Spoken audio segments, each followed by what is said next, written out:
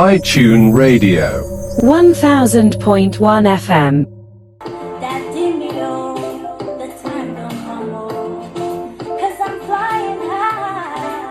I know a lot of lovers are ready to fly in this month of love.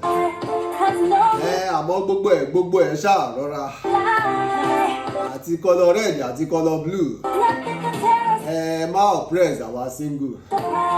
Na single we no keep person papa. Orin látẹnu ni wonder tí Tiwa Savage ni mo fi kí wa káàbọ̀ sórí ìkànnì 𝙤𝙬𝙧𝙯 1000.1 FM tó mì gbòòrò títì. Ìtùnúolúwa ni mò ń jẹ́ Adékúnlé bàbá tó bí mi lọ́mọ èmi lọ́mọ àṣàlẹ̀ jẹ́jẹ́ bẹ́ni tí ò róbìnrin àtaya àtàlè obìnrin ṣáà ní gbogbo wọn. Èmi lọ́mọ ojúrò ń gbé ọ̀gẹ̀dẹ̀ pagbo májò ọmọ ọ̀sẹ̀ bọ́rà ìlú màfọ̀n ó bá kì mí títí kì mí délé ìyá mi èmi lọ́mọ abẹ́rẹ́ mẹ́ta ìṣàgá ìkọ́kán ìkọ́tẹ̀ ìkọ́ tó kù lọ́ fi rọgbà aṣọ káàkiri gbogbo àgbáńlá yìí o.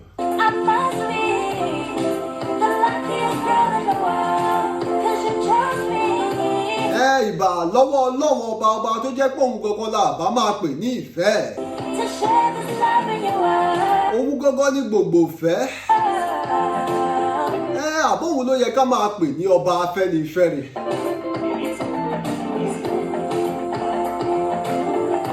Ẹ̀yin olólùfẹ́ mi báwo ni ifá ṣe ń lọ lọ́dọ̀ tí àbárẹ́ nìkan tó fẹ́ gbé mi jáde.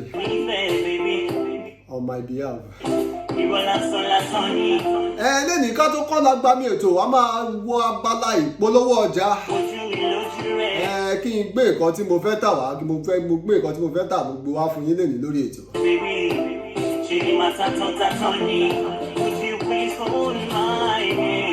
Láyé ìfàkókò ṣòfò ó yẹ ẹja kọ́ lọ abala ìpolówó ọjà. Mò ń bọ̀ mò ń padà bọ̀.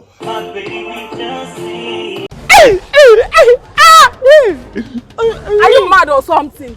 What's the meaning of all this rubbish? Is something wrong with your head? I did. Hey! Hey, hold it. My wife. I don't. God forbid. I don't like all this rubbish. I didn't prepare for this morning. This should rather be a prank. Oh my God. I know, babe. Please, you are embarrassing me. I don't like this. Please leave my side. Bye. Just call me anytime. Ṣo dẹ̀ ṣọ́ ọ̀pọ̀ máa lọ ṣá. Máa lọ máa let's go. Kò ní bàjẹ́. Ó ṣé mo dúpẹ́ o. God will bless you o. Ọmọ my life o. Ayé mi ló di ga o.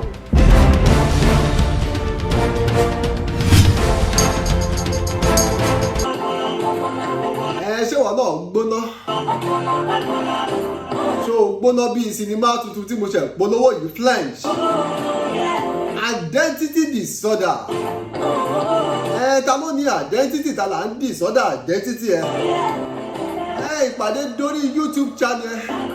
Lórí FAP Studio, ìwọ ṣáà ti tẹ̀ ẹ́ síbẹ̀ FAP_Studio. Orí péjì yìí ló ti máa rí sinimá yìí wò French. Ọ̀pọ̀lọpọ̀ ẹ̀kọ́ àti ìrírí ló wà nínú sinimá yìí o. French ní sinimá tuntun tó ń sọ lọ́wọ́lọ́wọ́ ń gbóná bí ìfẹ́ wa ṣe ń gbóná ni o. Kí là ń mú sọ lórí ètò lẹ́nìí? Ṣẹ́ni tó ń fẹ́ àbẹ́ni tí ẹjọ́ ń dètì ṣó lólù bá wí? Ṣó lólù bẹ̀rù? Ọ̀pọ̀lọpọ̀ gbàlà kí n fẹ́ máa involve third party nínú ọ̀rọ̀ ìfẹ́ wa lóòótọ́. Àmọ́ nǹkan míì máa ṣẹlẹ̀ ó máa ju ọgbọ́n orí ẹ̀yin couple lọ. Àbẹ́yìn couple to be. Ẹni tó wá fẹ́ tí ò bá ti lólùbẹ̀rù yálà ìyẹ́ àbí bàbá ẹ̀ pásítọ̀ ẹ̀ ni àbí mẹ́ńtọ̀ ẹ̀. Ó dẹ̀ lè jẹ́ ìmáàmù ẹ̀ ni. Tí ò bá ti wá lọ́nì kan pàtó tó bẹ̀rù. Kọ́lọ̀ pupa ni o red flag. Nítorí irú àwọn ẹni báyìí la máa ń pè ní tinú ẹni màá ṣe. Tinú ẹni màá ṣe ó dẹ̀ máa ń pààyàn ni. Lóòótọ́ irú ẹlòmíì lè wà kó jẹ́ pé ẹ̀gbọ́n ẹ̀ ni bẹ̀sí ẹ̀. àbí kó jẹ́ pé sister ẹ̀ ní bestie ẹ̀ ní omi ìkan máa ń gbọ́ràn síra wọn lẹ́nu o tó bá ṣètò kan fẹjọ́ ẹ̀sùn bíi pé òun fẹjọ́ ìkàsùn ká ni. àmọ́ tó bá lólùbẹ̀rù tó lólùbáwí tó ní ẹni tó pé tó bá sọ̀rọ̀ kò lè kọ̀rọ̀ sónítọ̀ ọ̀hún lẹ́nu green flag ni. so lólùbẹ̀rù so lólùbáwí tó bá di ọ̀sẹ̀ tó bọ̀ á tún máa kọ̀ntínú lórí kùdìẹ̀kudiẹ tó wà nínú ìfẹ́ o. mo ní ẹjọ́ máa ṣe dáadáa ká máa já rìsíìtì rẹ̀ pamọ́ nítorí èyí kọ́ nítorí ọ̀la ni.